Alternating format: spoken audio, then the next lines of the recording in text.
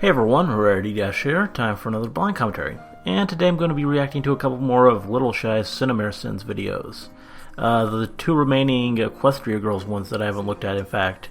Everything Wrong with Equestria Girls and Everything Wrong with Music to My Ears. Which, should be pretty interesting. The first Equestria Girls film is probably the one most deserving of a somewhat negative reputation. It's the one that I'm going to be least angry if he really tears into it, because it kind of does deserve it a bit. It's not a great film. In my opinion, it's not exactly offensive. There's nothing really too wrong with it, though there are a lot of little things that are annoying, and it definitely has its problems, and I'm sure he'll point out all of them. As for Music to My Ears, I think it's a great piece of fan service, and I really like how it actually tied into the plot of Rainbow Rocks in the final act, how vinyl appeared and the headphones were mentioned and everything. That was really cool and clever. But on its own, it's pretty straightforward, it's cute, it's fun, but I don't know, not really a video I return to that often. Though I don't really know if it does too much outwardly wrong, so I'll be curious to see what he points out. Anyway, let's get started. Okay, and here we go. Everything Wrong with Equestria Girls in 7 minutes or less. Spoilers, duh. Pinkiest Prime.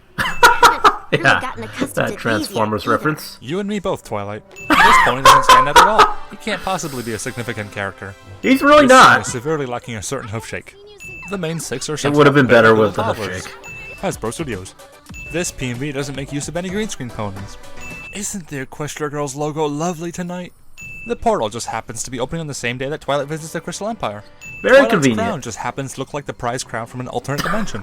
Don't forget to stand there for a little bit and give the person you've just stolen from a chance to spot you. Every pony just casually went back to bed and waited until morning. Pretty much the only interesting bits of this entire story are told by a boring exposition. Even DHX knew that the words human world are taboo in Equestria. Twilight's reflection opens its eyes before even she does. The fact that Celestia said the rest of the main 6 couldn't enter means she knew that their human counterpart lives on the other side and that Twilight's counterpart doesn't attend this school. I wonder what else she knows that she's not letting on to. Probably a lot. At the rumor of Spike becoming a dog. The fact that it's actually real says a lot about this movie. Those aren't hooves. Let me see your war face. Full Metal At least the Jacket. magical, all-knowing portal was polite enough to give Twilight some clothing. You know, Spike hasn't really changed that much at all, actually. Spike's college is spiky. High school. The building had only 5 windows High on its school walls is a moments sin. ago. This scene is a perfect example of the faulty toy design. Doors open in, which is actually against building codes for a very good reason. Everyone seems to have icons representing cutie marks. I'm willing to bet that they also have tattoos somewhere on their body. Brad. Math is so funny. Alright, so pretty much every pony from Equestria has a human counterpart in this world. As if that wasn't enough of a ridiculous coincidence, they all just happen to attend the same high school? I can speak to anyone, any way I want. That statement really holds absolutely no weight. She's just a generic antagonist for the sake of being a generic antagonist. At least for now. Let me show you the greeting of my people. Spike has always been the butt-end of jokes, but this movie brings about an all-time low for him. Leave it to Fluttershy to hand out flyers from this far away. Stop laughing. She later died from a concussion. We decided to give it to Principal Celestia. Yeah. I can only imagine the smell coming from that backpack. Twilight's rightful throne. Celestia was actually secretly prying into Luna's office. Looks like if I want my crown back, I'll have to become Princess of the Canterlot High Fall Formal. Or, you could just steal the crown. That would actually make for an immensely more interesting movie. It I don't probably care if would. vegetarian burgers and hot dogs exist. This is still a funny sight. What would the eco kids say about using that many napkins? Just... No, I can't do this. Don't let the little shy thing fool you. She can be a real... A twin sister lives in the city who has a pet dog named Spike that looks just like that one. Spin-off incoming. Maybe. Couple movies later, Sunset yeah. never touches the second balloon. It just committed suicide when it realized what movie it was in. Exposition via cheap monologue. Sweetie Butt is canon. This movie mocks its own antagonist by giving a cameo to a better one. Twilight didn't see snips or snails behind his giant glass doors. It's so funny it hurts. That is kind of weird. Recycle bin and Internet Explorer. Just like your mom's netbook. No. No! My reaction to this movie. I I just can't help but get the feeling that... Yet another major drive of the story based on a hunch. Don't you just hate waking up with cold feet only to find out your blanket is the wrong way? The parallax shift of the moon and stars suggests they can't be up very high. As if spike in rarity shipping wasn't weird enough. This video clip will only be relevant for a few months before YouTube changes again. Rarity beatboxes. Love it when she does that. The idea here is that Twilight brings them together as friends, but she really didn't do anything. They just sorted it out amongst themselves. This is not a rainbow. Default iMovie music. Pointless ex-boyfriend subplot that goes absolutely nowhere. I think Hasbro just gave DHX a description of what the toys had to look like, and they just had to roll with it. But deep down, we're all Canterlot Wonder Colts! Deep down inside, they are all actually cults. This song is just too catchy for me to hate. Yes, that's a sin now. Conspiracy theory time. Twilight appears to have been rotoscoped so as to make a change to the background. Speculate away. Sing a pointless song, win everyone's votes. This subplot about Twilight being framed could have actually been really neat if it didn't appear then suddenly resolve itself within seconds. Yeah. Snips and Snails would have to have the exact same shape and build as Twilight for this to work at all. What opened this window? Did that happen all on its own just to change the lighting and mood of the scene? Fluttershy is about to remove a boot, but then she remembers that they're permanently affixed to her.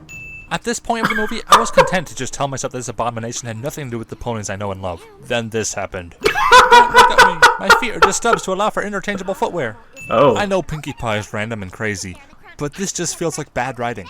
They appear to comprehend the situation all too well considering how fast Pinkie spoke and how absurd it must have sounded. How to trap a fool. Place a do not enter sign on the inside of a closet. I need this girl to go on tonight just as much as she does. No you don't. Your master plan has little to do with the dance. In fact, you could have done what you plan to do at any time now. All you need is the crown, which you could have easily gotten your hands on. We've already seen you steal it once after all. Brad leaps over 6 steps at once. Chicken dance. Usually we attribute things like this to the writer simply not having enough time to properly fit everything into a 20-minute slot. This movie had over an hour to tell a story and still resorts to poor means of transition and story development.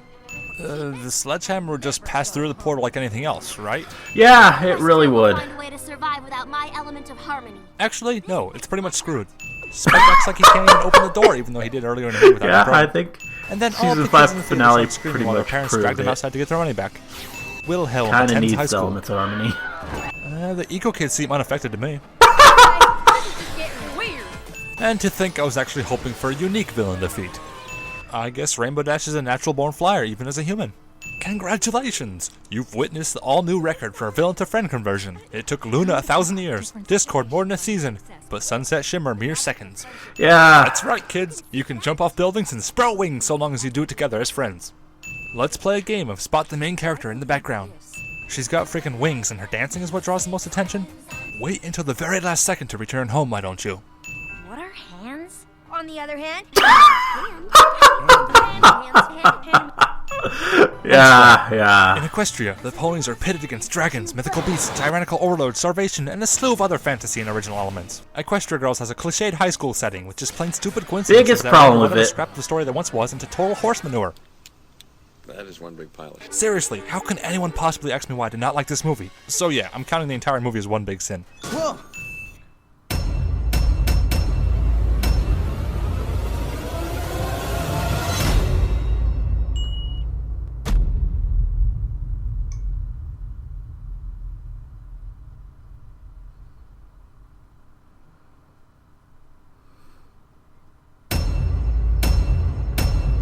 And now this one. Music to my ears. This exists. This 4-lane road has no dividers. Music player looks like an old iPod, but it has the wireless technology of a smartphone. Take note, kids. Crossing the street while listening to music is cool. Fake depth of field effect only covers half of Trixie. This car is illegally over the crosswalk, although you can't really blame the driver with a yellow light this quick. Assuming DJ Pondry takes a step for each beat of the music, she only traverses around half the distance that this 4-lane road should be. I can't tell if the animation skips or if it's just dubstepping. These green lights are poorly synced to the adjacent red light and must cause major traffic delays. This Probably car is so. levitating due to the pseudo 3D effect. Does this guy have any reason at all to be in the middle of the lane? It took this bird awfully long to find its own nest. Wannabe smart car. The size of this drain's opening is unsafe. This bell is utterly useless at this height. Cheesy slow-motion filler. No one holds their mobile device like this unless they're taking a picture, but no camera can be seen. Would you like some tea with that, honey? Everyone is in slow motion, except for Pinkie, of course. what can I get ya? Never noticed that. This isn't what she wanted. She was really pointing to these pies. Blank open sign suggests door never closes. Seems like all doors in this world swing inward, which is a major fire hazard. This white marker tied around the left leg is probably gang-related. Do schools still allow giant suspicious bags? Disobedient I guess so. is a bad example. Well, that was a taste of Rainbow Rocks, everyone. Did you enjoy the watered down dubstep?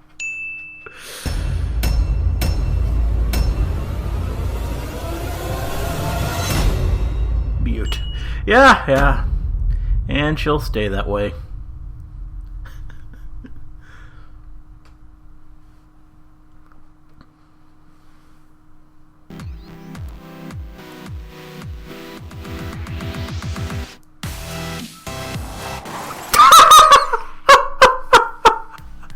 I kind of saw that coming, but it was still just great.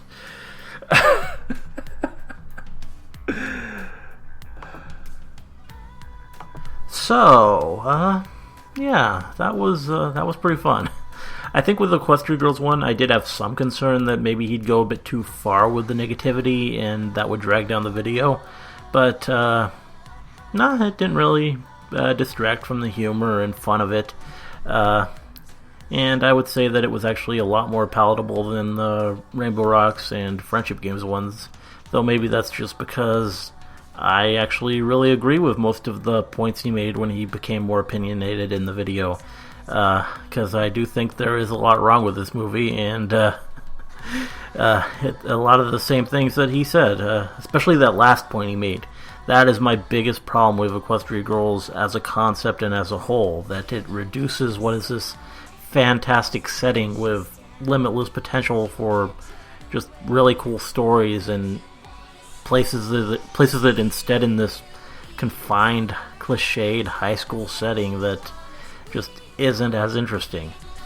So yeah, seeing him point that out, that was really cool, and I just thought it was a really just good video.